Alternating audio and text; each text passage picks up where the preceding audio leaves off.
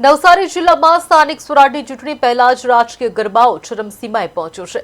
ભાજપના ઓપરેશન લોડ્સને કારણે વિપક્ષમાં ફફડાટ જોવા મળી રહ્યો છે। ભાજપનો દાવો છે કે અત્યાર સુધીમાં જિલ્લાની 52 જેટલી બેઠકો તેઓ બિનહરીફ રીતે જીતી ચૂક્યા છે। બીજી તરફ કોંગ્રેસે ભાજપ પર સત્તાનો દુરુપયોગ અને ઉમેદવારોને લાલચ આપી ફોર્મ પરત ખેંચવાના ગંભીર આરોપો લગાવ્યા। ખાસ કરીને ગણદેવી નગરપાલિકાની 24 પૈકી 21 બેઠકો પર ભાજપે કબજો જમાવી દીધો છે। આજે ફોર્મ ખેંચવાના અંતિમ દિવસે બાકીની બેઠકો પર શું રસાકસી થાય છે તેના પર સૌની નજર છે।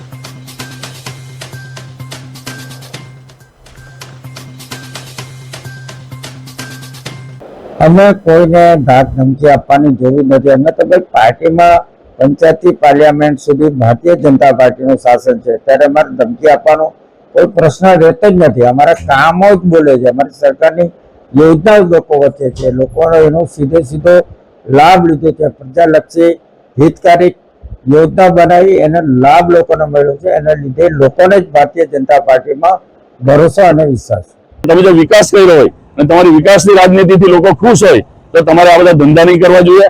નાના માણસો સામે લડીને જીતવાની કેપેસિટી નહીં હોય તો જ આ બધા ધંધા કરવા પડે।